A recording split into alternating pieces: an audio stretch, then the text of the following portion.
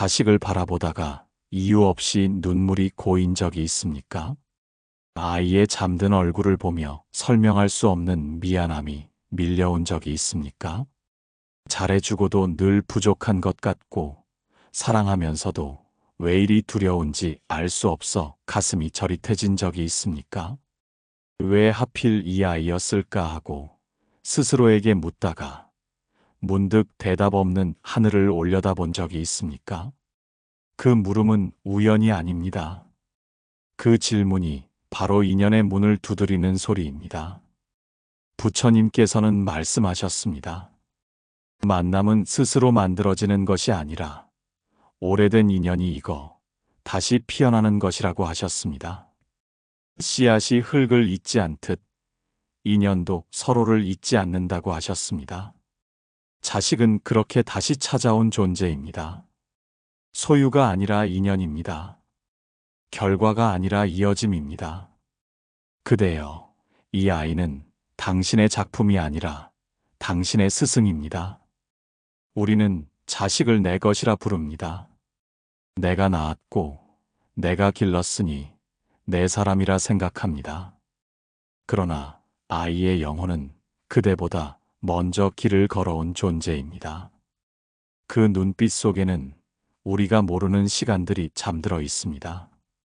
이해되지 않는 고집, 낯선 기질, 때로는 부모를 당황하게 만드는 선택들 속에는 그 아이가 지니고 온 고유한 씨앗이 있습니다.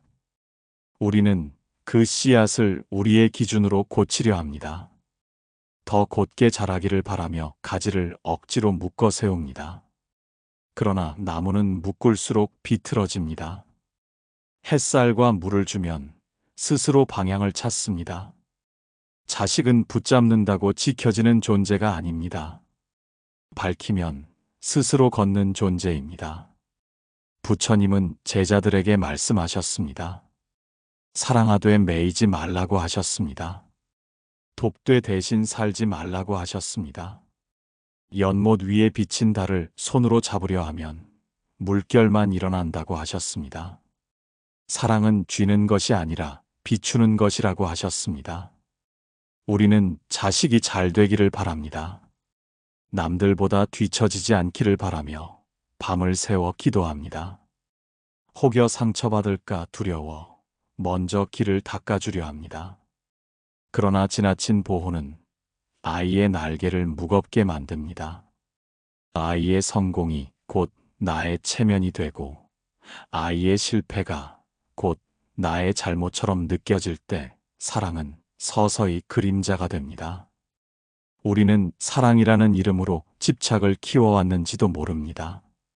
아이의 성적에 나의 자존심을 얹고 아이의 선택에 나의 두려움을 덧씌워왔는지도 모릅니다. 그래서 자식은 은혜이면서 동시에 거울입니다. 그 아이를 통해 우리는 나의 욕심을 봅니다. 나의 불안을 봅니다. 나의 상처를 봅니다. 자식은 전생의 은혜가 다시 찾아온 길손입니다. 길손은 머물다 갑니다. 그러나 그 짧은 머물미 우리의 생을 바꿉니다. 그 아이의 울음이 우리를 겸손하게 만들고 그 아이의 웃음이 우리를 낮추게 합니다. 그래서 자식은 축복이면서 수행입니다. 부처님께서는 업은 빚이 아니라 배움의 씨앗이라고 하셨습니다. 전생의 인연은 벌을 주기 위해 오는 것이 아니라 함께 밝아지기 위해 다시 만난다고 하셨습니다. 그렇다면 이 만남은 무엇을 완성하기 위함이겠습니까? 우리가 아직 다 배우지 못한 사랑을 완성하기 위함일지도 모릅니다. 계산하지 않는 마음을 배우기 위함일지도 모릅니다. 기다림이라는 수행을 배우기 위함일지도 모릅니다. 그러니 오늘 아이를 바라보며 마음속으로 이렇게 말해 보십시오. 너는 내 것이 아니라 내 곁에 머무는 귀한 인연이라고 말입니다.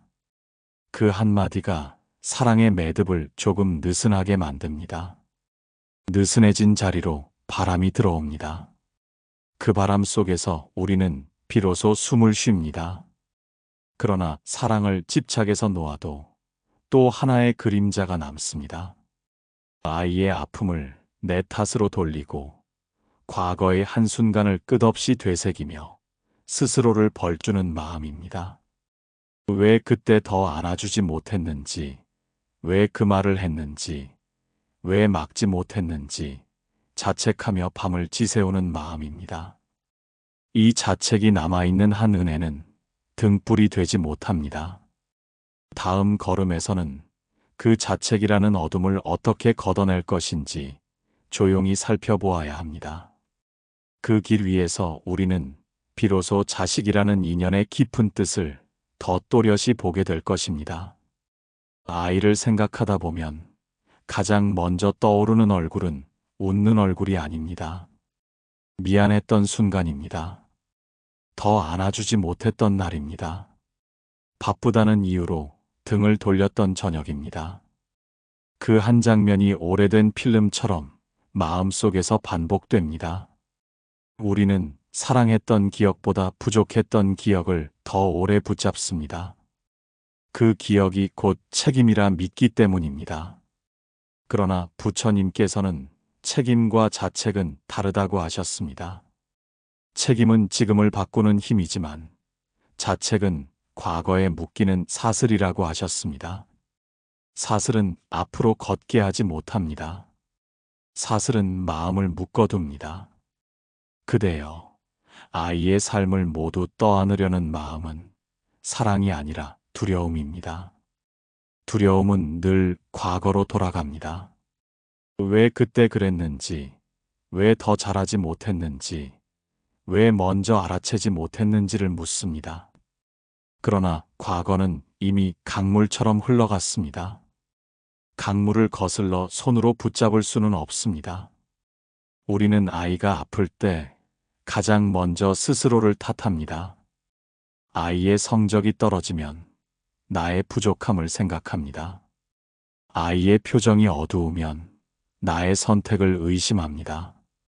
마치 내가 조금만 더 잘했더라면 모든 것이 달라졌을 것처럼 생각합니다. 그러나 한 사람의 인생은 한 사람의 몫입니다. 부처님은 인연은 함께하지만 업은 각자의 씨앗이라고 하셨습니다. 부모는 햇살이 될 수는 있어도 대신 자랄 수는 없습니다. 물을 줄 수는 있어도 대신 꽃 필 수는 없습니다. 그런데 우리는 대신 꽃 피우려 합니다.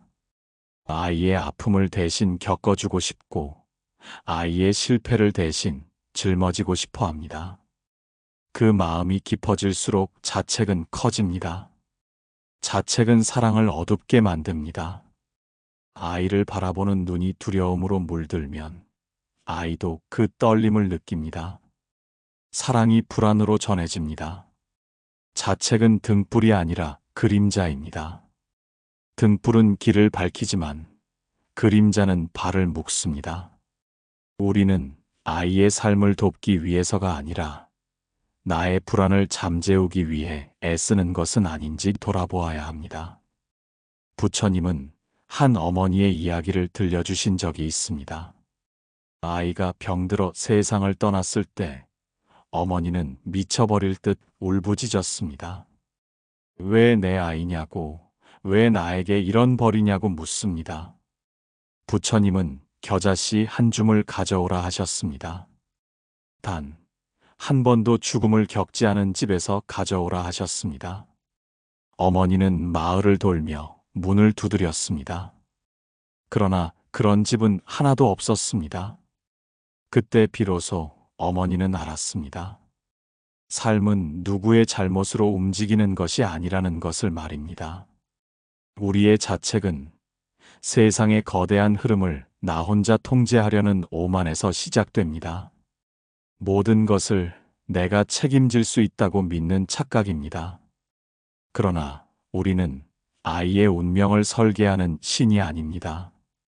함께 걷는 동행자입니다. 동행자는 곁에 머무는 사람입니다. 끌고 가는 사람이 아닙니다. 아이의 실수는 아이의 배움입니다. 아이의 눈물은 아이의 씨앗입니다. 그 씨앗이 싹트기 위해서는 부모의 불안이 아니라 부모의 신뢰가 필요합니다. 자책은 아이를 믿지 못하는 마음에서 자랍니다. 신뢰는 자책을 녹입니다.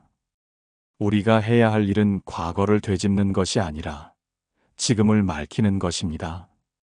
아이를 바라보며 속으로 말하십시오. 나는 너를 통제하지 않겠다고 말입니다. 나는 너를 대신 살지 않겠다고 말입니다. 나는 다만 내 곁에 등불로 서 있겠다고 말입니다. 그 한마디가 자책의 매듭을 조금 느슨하게 만듭니다. 사랑은 붙잡는 힘이 아니라 비추는 힘입니다. 부처님께서는 자비는 상대를 대신 괴로워하는 것이 아니라 괴로움 속에서도 스스로 일어설 힘을 믿어주는 것이라고 하셨습니다. 아이의 인생은 아이의 수행입니다. 부모의 인생은 부모의 수행입니다. 우리가 먼저 자책을 내려놓을 때 아이도 자신의 길을 두려움 없이 걷습니다. 그러나 자책을 내려놓는다고 해서 마음이 바로 가벼워지지는 않습니다.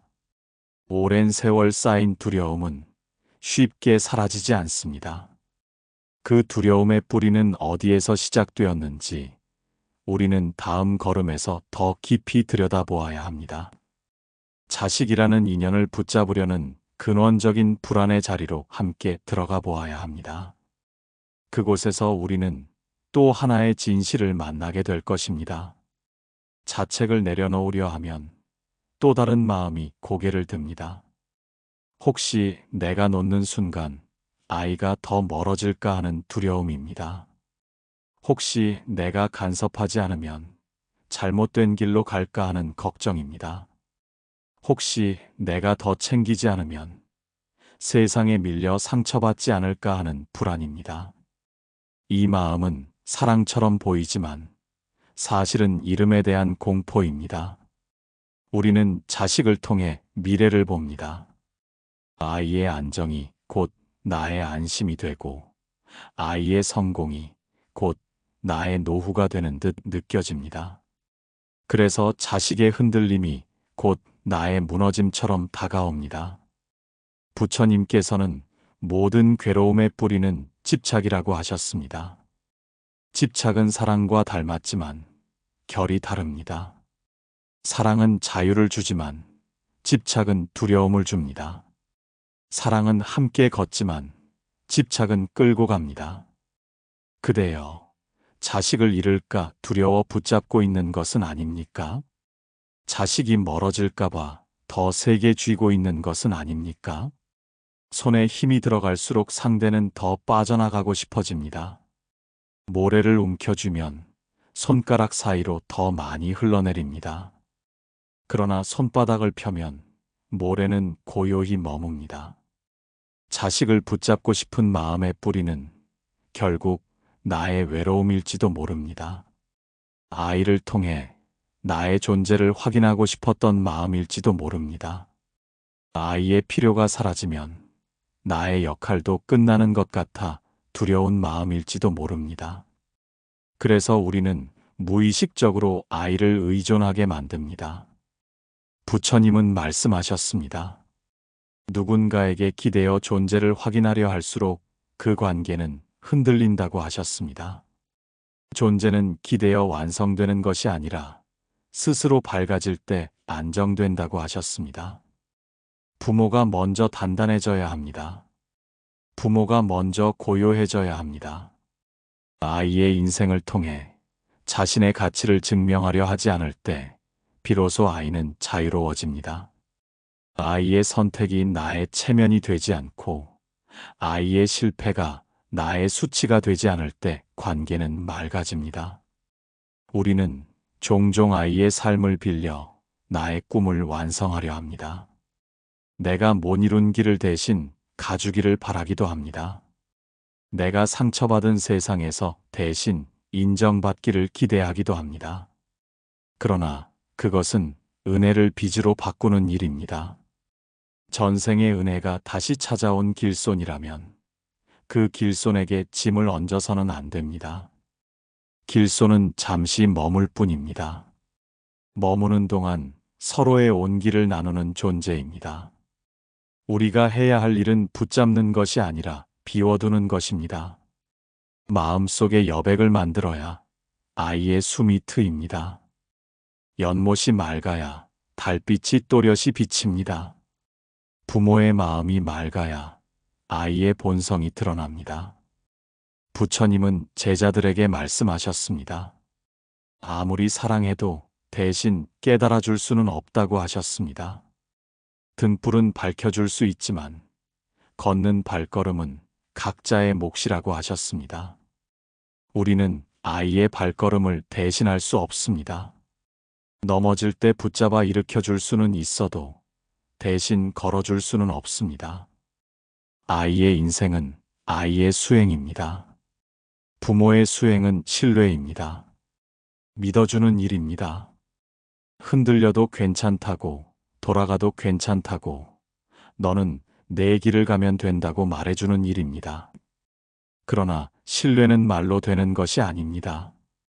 내 안의 불안을 마주해야 가능합니다. 왜 나는 이렇게까지 불안한가를 조용히 들여다보아야 합니다. 혹시 나는 나 자신을 믿지 못하는 것은 아닙니까? 혹시 나는 나의 인생도 온전히 신뢰하지 못해 아이의 인생까지 붙잡으려는 것은 아닙니까? 삶은 통제하는 것이 아니라 흐름 속에 놓는 것입니다. 강물은 바다로 가기 위해 애쓰지 않습니다. 그저 흐릅니다. 그러나 결국 가장 넓은 곳에 닿습니다. 자식도 마찬가지입니다. 그 아이 안에는 이미 길이 있습니다. 부모의 역할은 길을 대신 정하는 것이 아니라 길을 찾을 수 있는 용기를 심어주는 것입니다. 우리가 한 걸음 물러설 때 아이는 한 걸음 자랍니다. 우리가 한숨을 내려놓을 때 아이의 숨도 깊어집니다. 그러나 아직 마음 깊은 곳에는 또 하나의 질문이 남아 있습니다. 만약 아이가 정말로 아프다면 어떻게 해야 하는가 하는 질문입니다. 믿어주는 것과 방관하는 것은 어떻게 다른가 하는 질문입니다. 다음 걸음에서는 그 차이를 더 깊이 살펴보아야 합니다. 사랑과 집착 사이에 아주 미묘한 경계를 함께 바라보아야 합니다. 아이를 믿어주라고 하면 마음이 편해질 것 같지만 또 다른 두려움이 올라옵니다. 혹시 이것이 방관은 아닐까 하는 마음입니다. 혹시 내가 너무 느슨해져 아이를 위험에 두는 것은 아닐까 하는 걱정입니다. 사랑과 집착은 겉모습이 비슷해서 헷갈립니다. 둘 다 걱정합니다. 둘 다 마음을 씁니다. 둘 다 밤잠을 설칩니다. 그러나 뿌리가 다릅니다. 집착은 불안에서 나오고 사랑은 신뢰에서 나옵니다. 집착은 통제하려 하고 사랑은 기다립니다. 집착은 결과를 요구하고 사랑은 과정을 존중합니다. 부처님께서는 중도의 길을 말씀하셨습니다.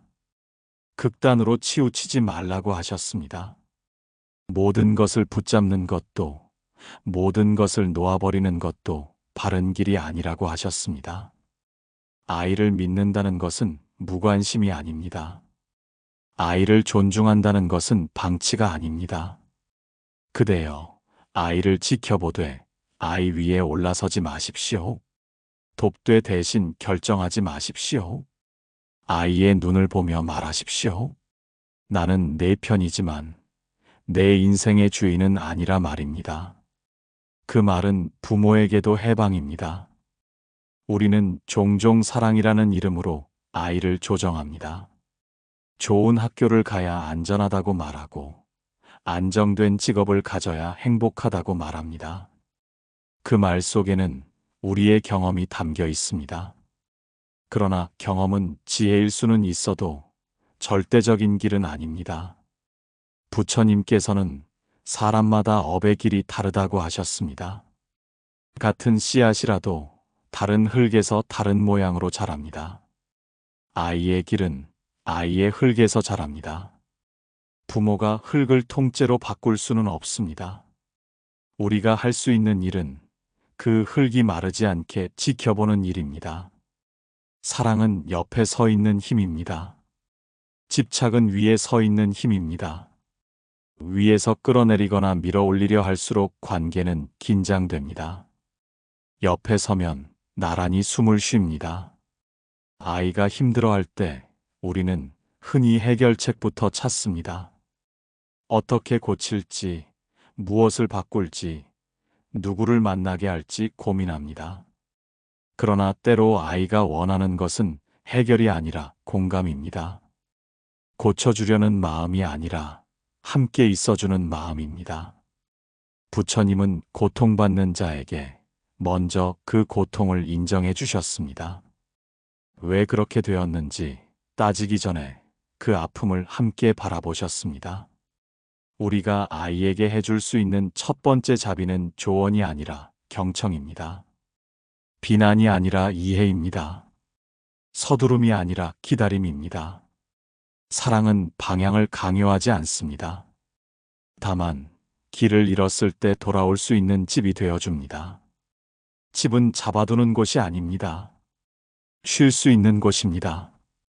아이에게 부모가 그런 존재라면 아이는 세상을 두려워하지 않습니다. 실패해도 돌아갈 곳이 있기 때문입니다. 그러나 우리는 아이의 실패를 두려워합니다. 실패가 인생을 망칠 것처럼 느껴집니다. 그래서 먼저 막으려 합니다.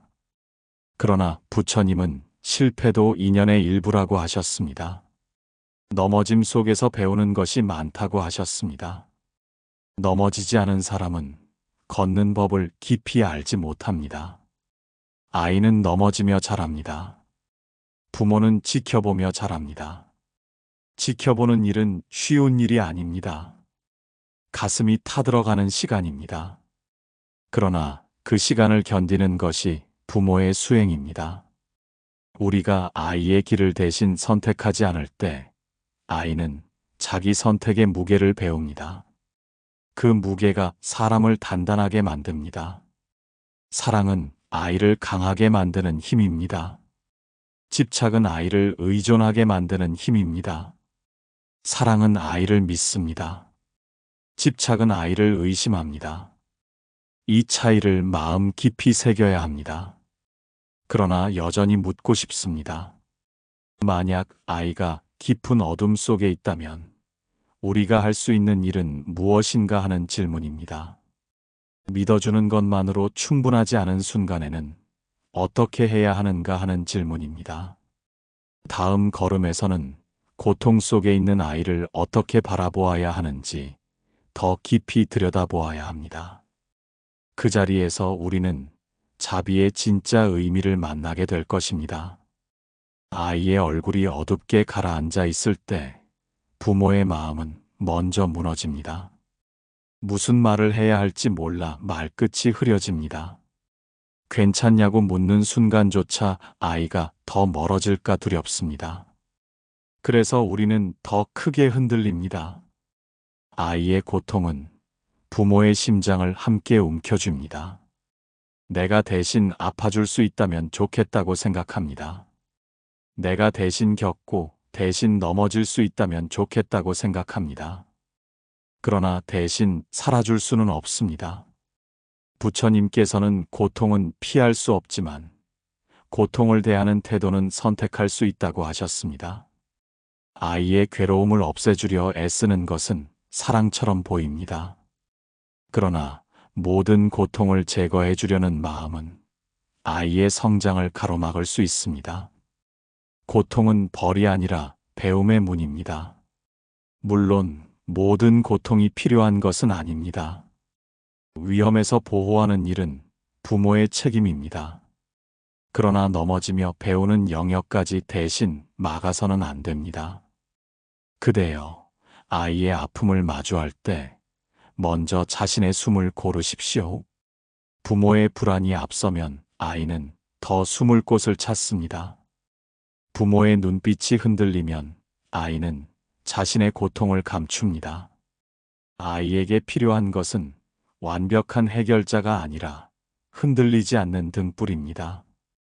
등불은 길을 대신 걸어주지 않습니다. 다만 어둠 속에서 방향을 보여줍니다. 부처님은 상처받은 이에게 먼저 안전한 자리를 마련해 주셨습니다. 그리고 조용히 말씀을 건네셨습니다. 서두르지 않았습니다.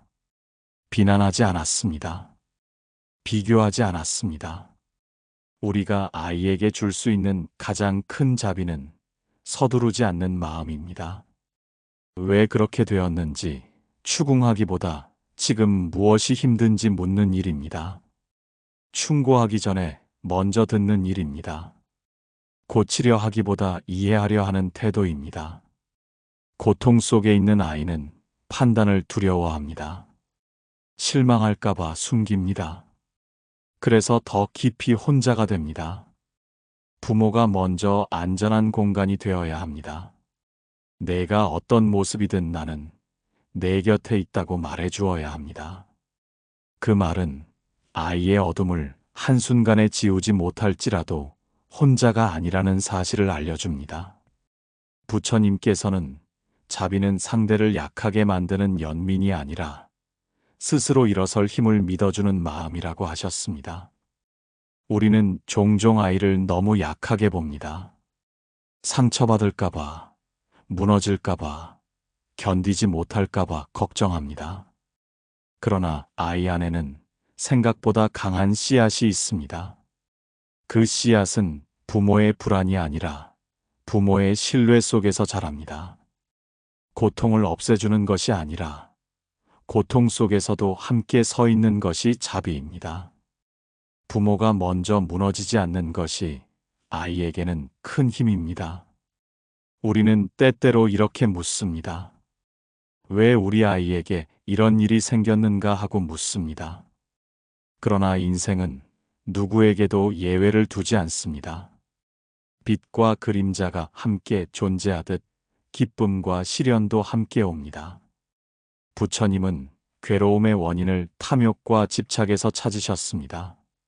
아이를 향한 우리의 집착이 혹시 아이의 숨을 더 좁히고 있지는 않은지 돌아보아야 합니다. 돕는다는 이유로 지나치게 간섭하고 있지는 않은지 살펴보아야 합니다. 아이의 삶은 부모의 체면을 위한 무대가 아닙니다. 아이의 삶은 아이 자신의 길입니다. 우리가 할 수 있는 것은 길을 대신 걷는 것이 아니라 옆에서 비를 맞아주는 일입니다. 폭풍이 지나가면 아이는 조금 더 단단해집니다. 그 단단함은 부모가 대신 만들어줄 수 없습니다. 자비는 아이의 힘을 믿는 태도입니다. 사랑은 아이의 가능성을 존중하는 마음입니다. 그리고 그 모든 과정 속에서 부모 또한 자랍니다. 아이의 고통은 부모를 성숙하게 만듭니다. 아이의 눈물은 부모의 집착을 씻어냅니다. 우리는 아이를 키우며 동시에 자신을 키웁니다. 자식은 전생의 은혜가 다시 찾아온 길손이라 했습니다. 그 길손은 우리를 깨우기 위해 옵니다. 사랑을 다시 배우게 하려고 옵니다. 통제 대신 신뢰를 배우게 하려고 옵니다. 붙잡음 대신 비움을 배우게 하려고 옵니다. 이제 남은 질문은 하나입니다. 이 모든 깨달음을 일상에서 어떻게 실천할 것인가 하는 질문입니다. 다음 걸음에서는 부모가 매일 실천할 수 있는 마음의 수행을 함께 살펴보아야 합니다. 그 수행이 쌓일 때 인연은 은혜로 빛나기 시작합니다. 깨달음은 거창한 일이 아닙니다. 일상의 작은 태도에서 시작됩니다. 자식이 전생의 은혜로 다시 찾아온 길손이라면 우리는 어떻게 그 인연을 밝게 지켜야 하겠습니까? 부처님께서는 수행은 먼 산에 있지 않다고 하셨습니다. 마음을 다스리는 하루의 습관 속에 있다고 하셨습니다. 부모가 매일 실천해야 할 첫 번째 수행은 멈춤입니다. 아이의 말에 즉시 반응하지 않는 연습입니다. 감정이 올라올 때 한 호흡을 쉬는 일입니다. 화가 날 때 바로 판단하지 않고 마음을 가라앉히는 일입니다. 한순간의 말이 아이의 마음에 오래 남습니다. 부모의 한숨이 아이의 자존심을 흔듭니다. 그래서 멈춤은 아이를 위한 수행이자 부모 자신을 위한 수행입니다. 두 번째 수행은 인정입니다. 아이를 있는 그대로 인정하는 일입니다. 비교하지 않는 마음입니다. 누구의 아들과 누구의 딸과 견주지 않는 태도입니다. 모든 씨앗이 같은 속도로 자라지 않습니다. 대나무는 몇 해를 땅속에서 준비하다가 한 번에 솟아오릅니다. 벚꽃은 짧게 피지만 강렬합니다. 아이도 마찬가지입니다. 각자의 속도가 있습니다. 그대여, 아이의 속도를 존중하십시오. 조급함은 부모의 불안에서 나오고 존중은 부모의 신뢰에서 나옵니다. 세 번째 수행은 감사입니다. 아이가 잘해주었을 때만 감사하는 것이 아닙니다. 아이와 함께 살아있다는 사실에 감사하는 마음입니다. 오늘도 무사히 밥을 먹고 서로의 얼굴을 보고 한 공간에서 숨 쉬고 있다는 사실을 감사하는 마음입니다. 감사는 집착을 녹입니다. 감사는 부족함보다 존재를 보게 합니다. 부처님께서는 감사하는 마음이 복을 부른다고 하셨습니다. 감사는 조건이 아니라 태도입니다. 부모의 마음이 감사로 채워질 때 아이는 비교 대신 안정감을 느낍니다. 이 세 가지 수행은 거창하지 않습니다. 그러나 반복될수록 인연의 빛을 밝힙니다. 멈춤은 상처를 줄이고 인정은 자존감을 키우며 감사는 관계를 깊게 만듭니다. 우리는 아이를 키우는 동안 종종 잊습니다. 아이도 우리를 통해 배운다는 사실을 잊습니다. 부모의 말투에서 세상을 배우고 부모의 태도에서 자신을 배웁니다. 그래서 부모의 수행은 곧 아이의 밑거름이 됩니다. 전생의 은혜가 빛이 되기 위해서는 오늘의 태도가 중요합니다. 과거를 바꿀 수는 없습니다. 그러나 오늘의 마음은 선택할 수 있습니다. 부처님께서는 현재의 한 생각이 미래의 인연을 바꾼다고 하셨습니다. 오늘 한 번 더 기다려주는 선택이 내일의 관계를 바꿉니다. 오늘 한 번 더 믿어주는 선택이 아이의 자신감을 만듭니다. 우리가 아이를 붙잡으려 하지 않을 때 아이는 더 깊이 돌아옵니다. 우리가 아이를 통제하지 않을 때 아이는 더 솔직해집니다. 사랑은 힘으로 증명되지 않습니다. 지속적인 태도로 증명됩니다. 그러나 수행은 쉽지 않습니다. 우리는 다시 흔들립니다. 다시 화를 내고, 다시 비교하고, 다시 자책합니다. 그럴 때마다 포기하지 않는 것이 중요합니다. 넘어져도 다시 일어나는 태도가 수행입니다. 완벽해지려는 것이 아니라 방향을 잃지 않는 것이 수행입니다. 자식은 전생의 은혜로 다시 찾아온 길손이라 했습니다.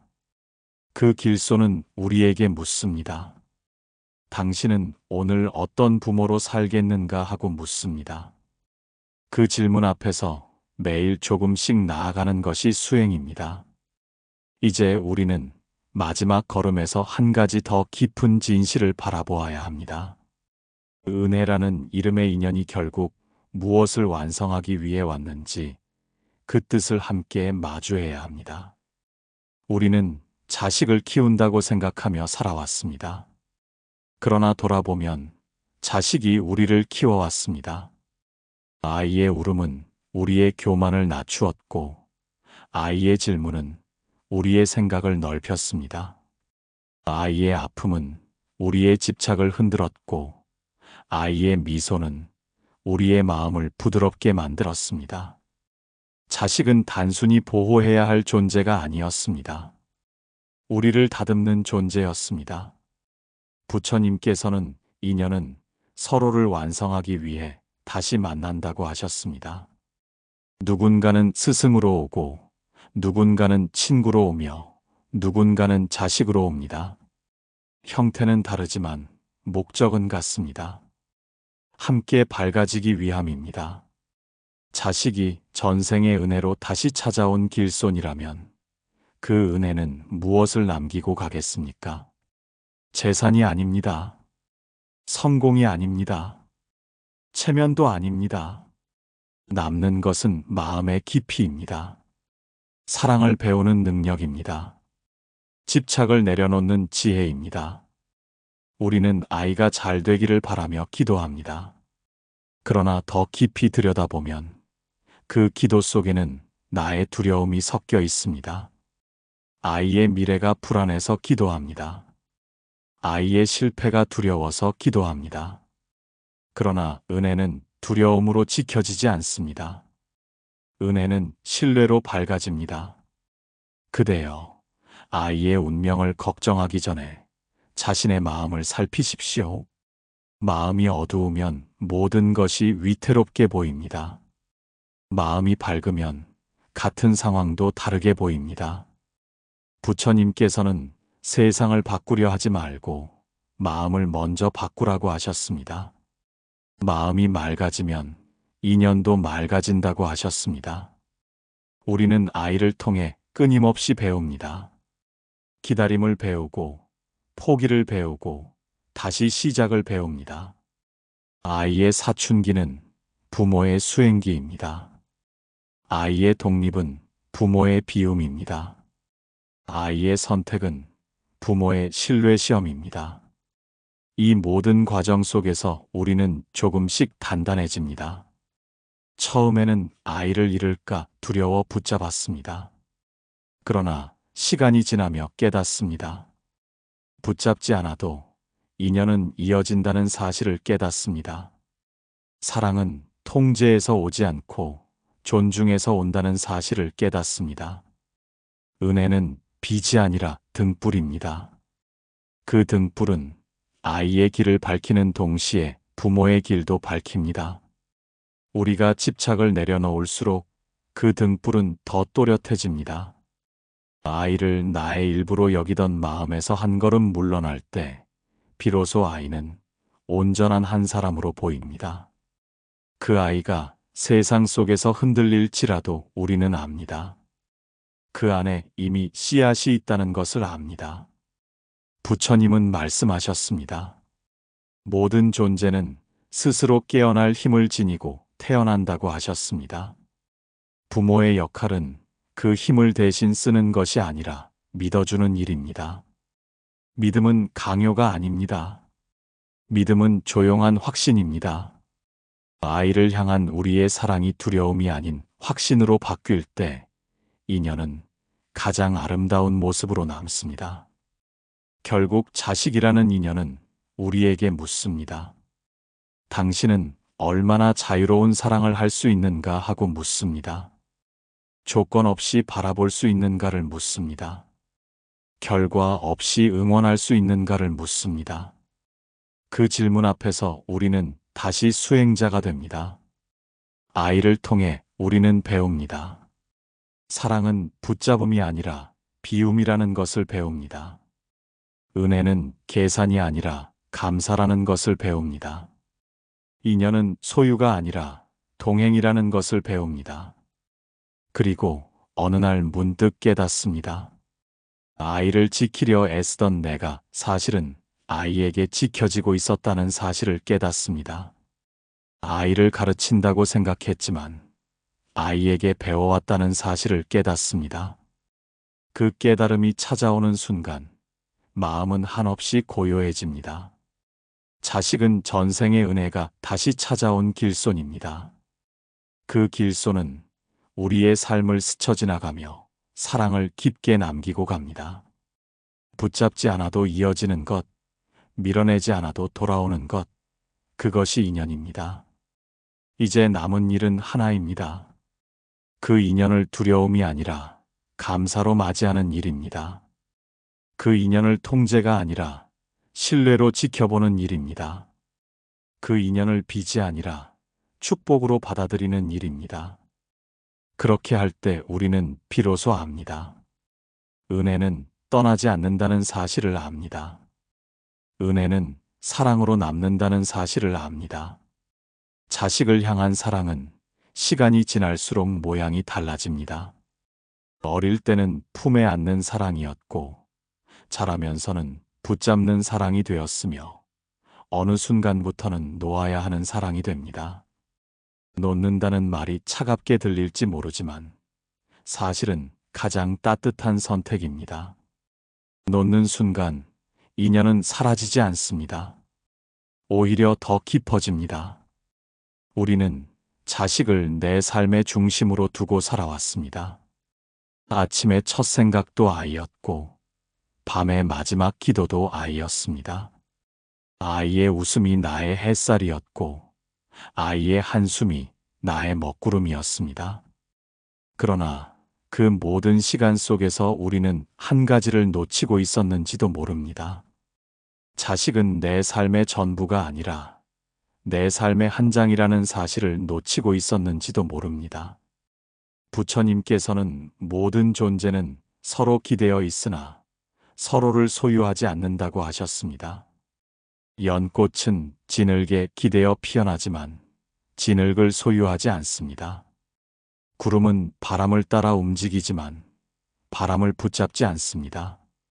인연은 서로 기대어 존재하지만 서로를 묶어두지 않습니다.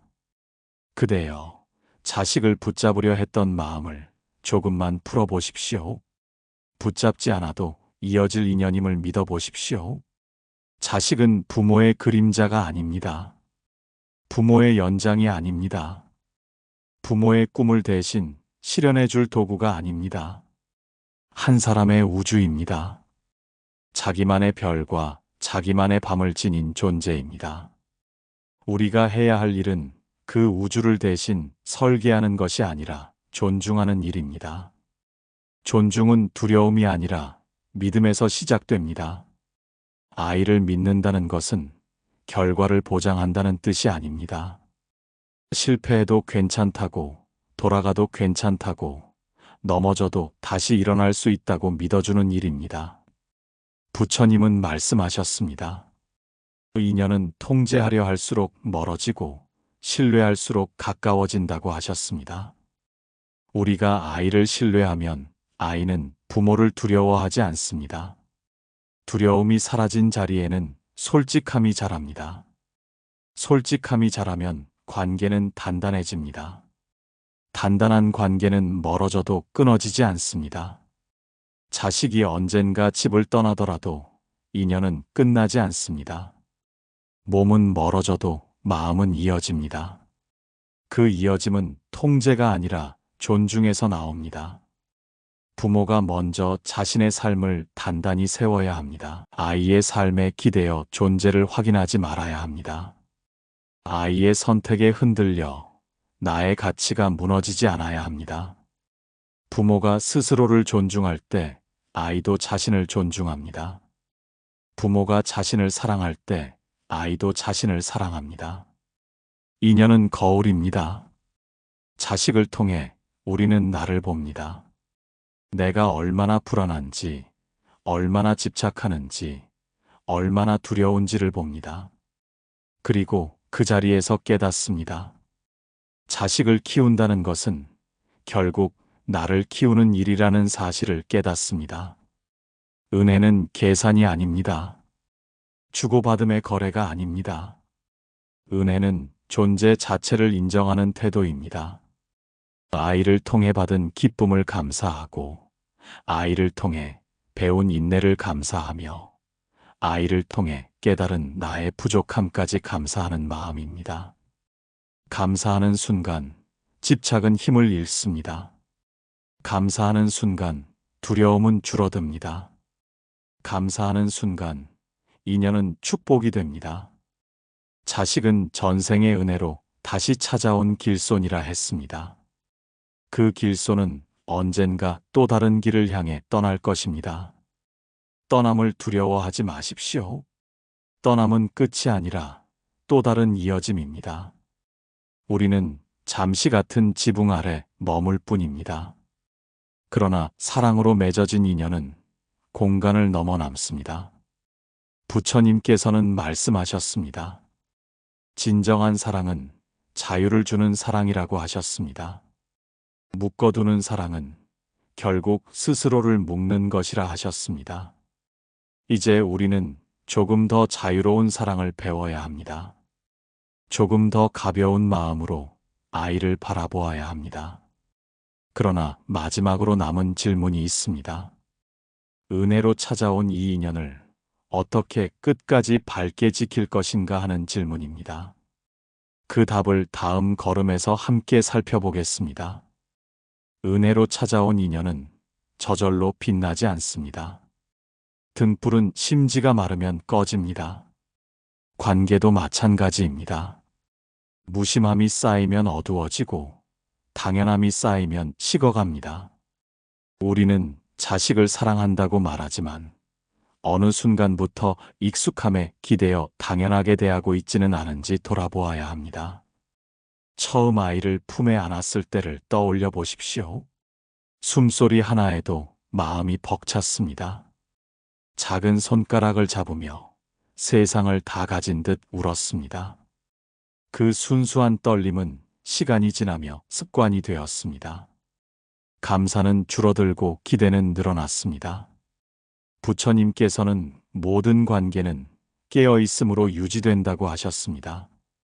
깨어있음이란 의식적으로 마음을 살피는 태도입니다. 나는 지금 아이를 조건 없이 바라보고 있는가를 묻는 일입니다.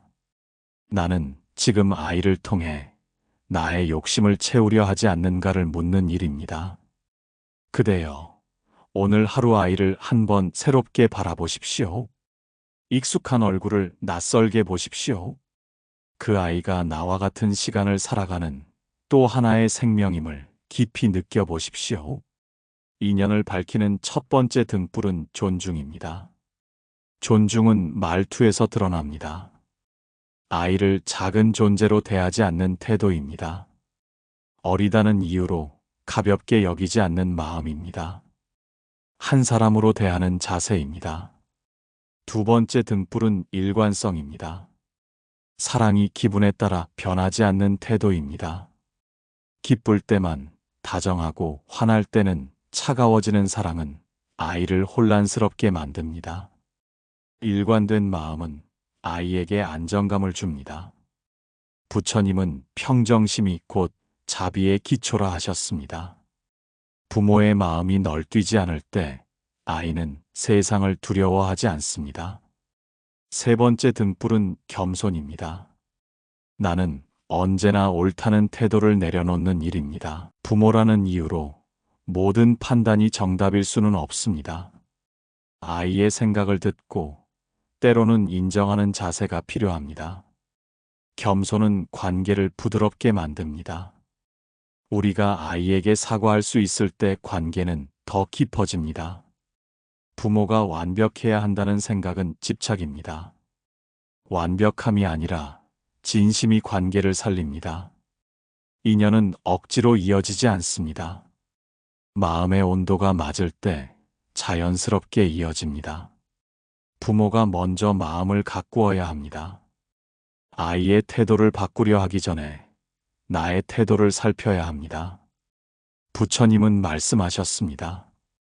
자신을 밝히는 것이 곧 세상을 밝히는 길이라고 하셨습니다. 부모의 마음이 어두우면 아이도 어두워집니다. 부모의 마음이 맑으면 아이도 맑아집니다. 우리는 아이에게 무엇을 남기고 싶습니까? 재산입니까? 학력입니까? 아니면 평생 잊히지 않을 따뜻한 기억입니까? 인연은 기억으로 남습니다. 아이가 언젠가 돌아보았을 때 부모를 떠올리며 마음이 편안해진다면 그것이 가장 큰 축복입니다. 우리는 아이의 미래를 완벽하게 설계할 수 없습니다. 그러나 아이의 기억은 만들 수 있습니다.